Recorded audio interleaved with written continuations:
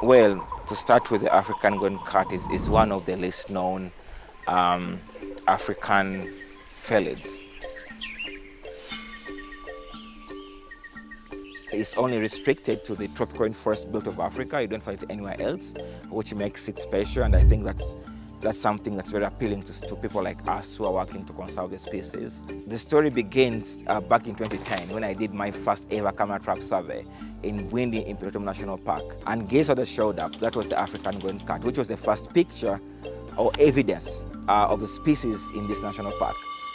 There was literally no information about the species. And that kind of inspired me to start doing something about it.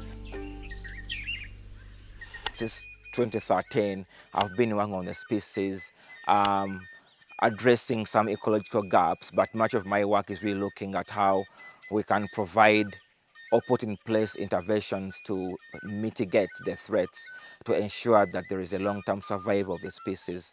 So Embaka, actually, it's a Ruchiga word, or a Ruchiga name for the African golden cat. When we work with the communities, they understand the conservation message delivered in a language they understand. We're actually working in several forest areas in the southwestern part of Uganda. We are working at Kasoya Kitomi Forest Reserve, Chuya Forest Reserve, and we are working at Bwindi National Park. Our efforts are ongoing to search all around Uganda to locate where the species may still be present. People don't actually eat the African golden cat, they don't eat the Embaka, but the snares they use to hunt forest antelopes and bush pigs are indiscriminate, that they kill anything that steps in them, including the Embaka.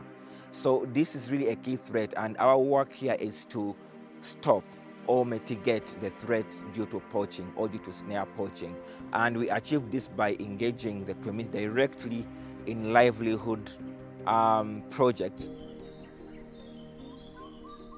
We are implementing a pig seed bank, which is a novel strategy to involve communities in a project that not only provides meat from the pig farming, but then also they sell the piglets and the animals and they get income. We give a female pig to one of the poachers with an agreement or on a condition that they're going to stop poaching.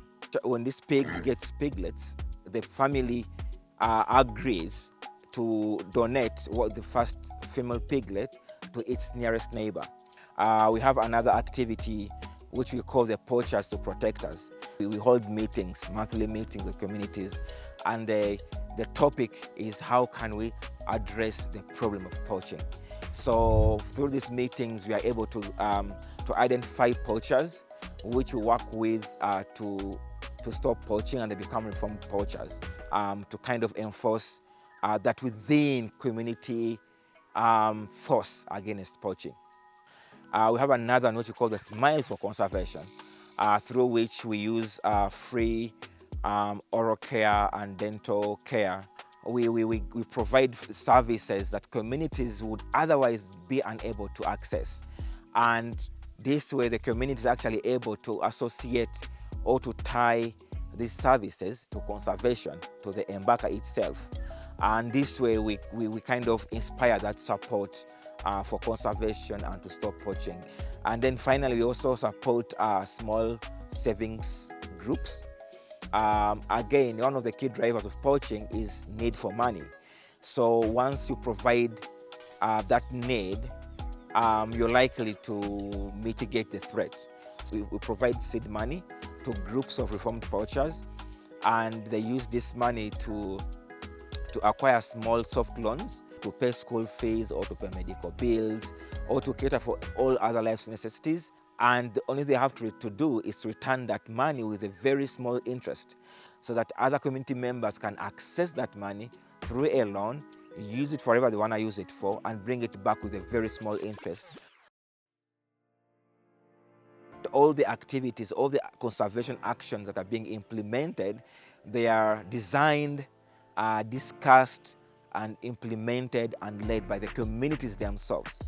There isn't any foreign input within the communities, and that's very important because it's only empowering and engaging the communities to find solutions to their own problems that these conservation actions are sustainable. So as we speak now, we have 1,146 members from 25 communities surrounding the national park. At the beginning, 2 years ago, we had only 13 pigs. And as we speak today, we have over 78. So all these numbers really suggest that we're on the right track.